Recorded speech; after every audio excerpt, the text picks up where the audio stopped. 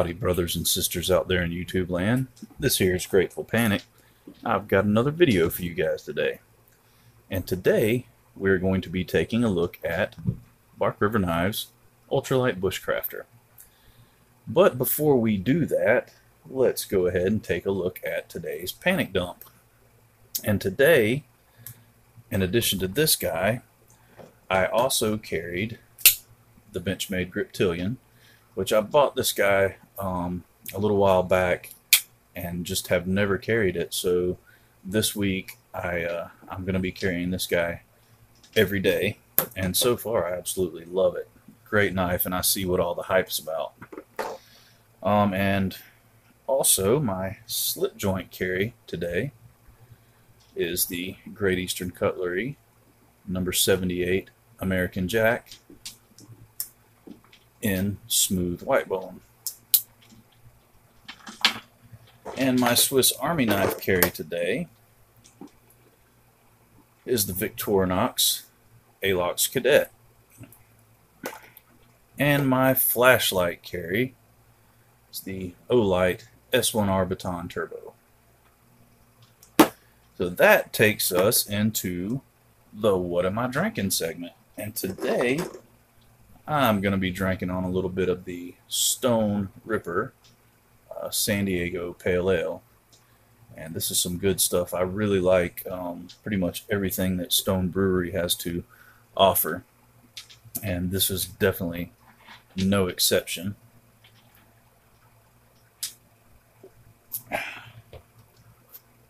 So that leads us into the part where it's time to get down to the nitty-gritty. The knife of the hour. The knife that we've all been waiting for, or at least the knife that I've been waiting for, the review knife. And like I said, today we're going to be taking a look at the Bark River Knives Ultralight Bushcrafter. So before we get to the meat and taters of this guy, let's go ahead and get the boring stuff out of the way and get you some dimensions and materials and weight. And this guy here has an overall length of 7.4 inches.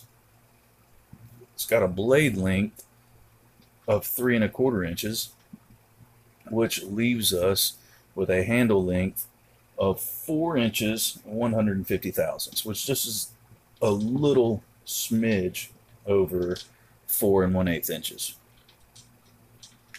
Let's go ahead and get you guys a weight. If my scale will cooperate. There we go. And we'll go ahead and let's move it over here so you can see it and do a with and without sheath weight. We've got a without the sheath weight of 2.7 ounces. And with the sheath weight of 4.9 ounces. Well, right at 5 ounces. So, to me, that is an absolute, just minuscule weight for a full-size fixed blade knife. And yes, this guy, I mean, he's pretty small. It's a small little knife, but I mean, I've got pretty large hands, and I'm able to get a full grip on that handle. And it's very comfortably. But this one here has a blade thickness of just 90 thousandths of an inch, which is pretty daggum thin. But he's in CPM 3V, so you know that's not really an issue with the toughness of this blade. You're not really worried about this guy snapping on you at any point. As you can see, it is a Sabre convex grind, and you can see this guy's had some use put on him. This isn't the best lighting in the world. I did a little experimentation tonight, and I don't think it's the greatest. I'll probably go back to the other setup for the next video. But you got a nice satin finish on this blade. It is a drop point blade. You have black canvas micarta handle material with stainless steel pins and a stainless steel lanyard tube. And I took a measurement at work with my calipers, and I dare not bring them home because they will not go back with me to work because I'll forget them. So I guess I need to pick up another set. So I'll have a set here. But at the widest part of the palm swell here, this guy measured in right above 5/8 of an inch. So I mean, we're talking just pretty much a smidge over half an inch for the thickest part of the handle. So this guy, I mean, don't let its diminutive size fool you, because this guy right here packs a lot of power. It can handle anything you throw at it. It is super strong, super sharp. I love Bark River's convex grind because it really lends itself to be a just screaming sharp blade. And it's not really hard to keep it that way. Normally, hold on just a second.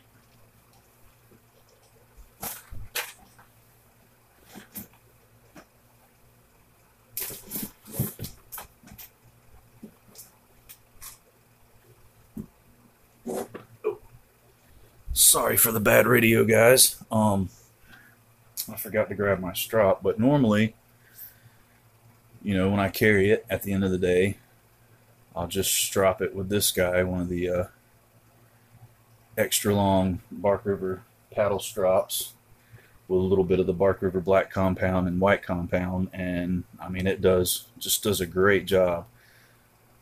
And then if it does need some extra sharpening, in the past I've just used that paddle strop right there with different grits of sandpaper rubber banded to it. Instead of using the mouse pad sandpaper, the leather on the strop gives a little bit less, but it still gives like the mouse pad does, so it lets you put a nice edge on this convex grind here. And if it gets so bad that I don't want to tackle it, then I'll just send it back to Bark River with $15 for shipping, and in about 2 weeks or so they'll send me a completely sharpened, polished knife, and they even put the etchings back on it. If the etchings are a little faded and worn, they'll put those back on there for you too. But one thing I am excited about, and I haven't really gotten the guts to break it out and give it a shot yet, is I did get the convexing rod with my KME system, and supposedly, from what I've heard, you're able to correctly sharpen a Bark River knife's convex edge with this convexing rod. So whenever this knife needs some extra heavy duty sharpening next time, instead of breaking out the strop block with the sandpaper, I'm going to try the KME with the convexing rod, and I'll let you guys know how that goes. But let's talk a little bit about the function of this knife. And this is probably my most carried fixed blade, and not because it's my favorite, although it is one of my favorite knives, but from an EDC aspect, the larger knives tend to get in the way at work. They're kind of cumbersome, they'll catch on stuff, but this guy right here, you throw it in the sheath, you throw the sheath on your belt, and it just kind of disappears until you need it. And then when you need it, there it is. And this little guy is a workhorse. I mean, he will go right to work and handle any job or task you throw at him.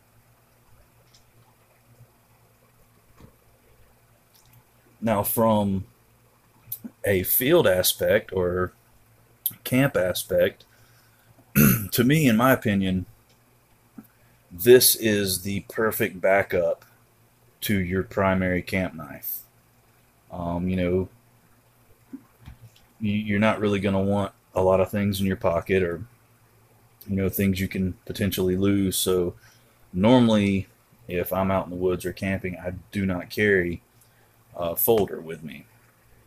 All that stuff stays at home. I'll just carry fixed blades, and then of course my the tools I'll need for when I'm out there. And this right here is the perfect backup for your primary camp knife. Just doing little things that you don't need the full size knife for, that where the full size knife might kind of get in the way. Doing a little bit, small food prep. I mean, this thing it'll handle the biggest task you can throw at it. But the great thing about it is it's also not so big that it's very, very comfortable to tackle the small tasks with. It does great at feather sticking, processing. Say if you're going to start your fire with fat lighter, I found that this little guy is great for breaking down the fat lighter into small, little bit larger than matchstick size pieces. And then it's also got a 90-degree spine on it.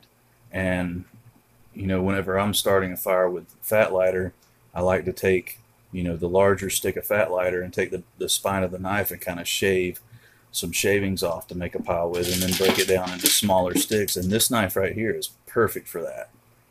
And you're not encumbered by a larger full-size knife.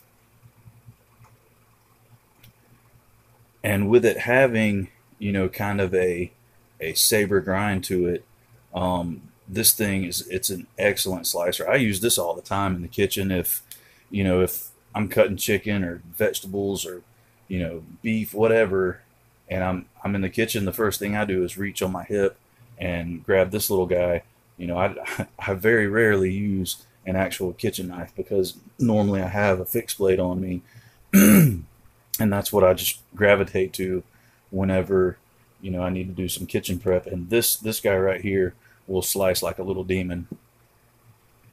And in my opinion, for what you're getting when you buy a Bark River knife, they're really not that expensive. And especially since they're very readily available on the secondary market. And these aren't like the ones that the knives that people are like lusting after, and it might be $350 if you buy it new, but they're so sought after that you end up paying $450 on the secondary market. These guys, it's not that they depreciate in value, but they're so easy to find on the secondary market for $50, $75 less than what you would pay for them brand new. And to me, I mean, it's a great value, because these things, they will last a lifetime. They have a full 100% lifetime warranty on them. I mean, even if it's operator error, if you're trying to pry a concrete block out of a wall and you break your blade, you send it back to Bark River Knives, they will send you a new knife, because they stand behind their product like that. And like I said, it's a full lifetime, and it's free sharpening. It's a free, what they call, spa treatment. But I mean, yeah, you pay the $15 for them to ship the knife back to you. And to me, $15 to take a Bark River knife back to brand new after you've beat the crap out of it, I mean, that's a heck of a deal in my opinion. So to me, this is a great investment in a knife. Any Bark River knife, any knife company that gives the same warranty that Bark River does, and is of the same quality that Bark River is a great investment in my opinion. And maybe you're paying a little bit more than you would, say an SE or a Condor or something like that. But to me, it's worth it. And also, I mean, I'm a Bark River knife freak, so of course I'm going to say it's worth it. But honestly, even before I had my first Barky, I was looking into them and doing some research, and I was, you know, that's what led me to make my first purchase, is the fact that, in my opinion, it is a good investment. And you know, it's pretty much a forever knife. Like this is going to be a knife that you can pass down to your children, and they can pass down to their children. I mean, it's just, these things are going to last forever. So with that being said, guys, and I don't think I even need to say it out loud, this knife right here definitely gets the Grateful Panic seal of approval, which, as we all know, is 1 3/4 thumbs up. And you know, I want to send some shout outs and thank yous out again, because you know, I've received so much help and so much support ever since I started this channel. And you know, every day just talking to the random people in my life that I've been blessed to become friends with, because of not just this channel, but just the knife community in general. You know, it blows me away every day that there's people I've known my entire life and have met face to face and have spent like plenty of one-on-one time with, that I don't trust a quarter of as much as I trust most of the people I've met in this knife community. And that's saying a lot. When you trust some, you know, people that you've never seen in person and never actually spoken to or met or spent any kind of time with, when you trust them more than the people in your life that you actually like know, that, I mean, that's saying something. And you know, the help that I've received from, and support that I've received from people, you know, like Brother Gonzo and JB from Big Red EDC, and JR Rodriguez from over at the Sharp Spot, and Doc, and David Vanderstel, and Paul Schutte. And I know I'm going to leave some people out, and that's why I hate to do these things, but I just really feel led to, you know, thank some people verbally. And Justin over at Blue Collar Survival, Jack Farmboy, Blade Banner, Tony over at Edge Elite. Like, these guys, they're just great people.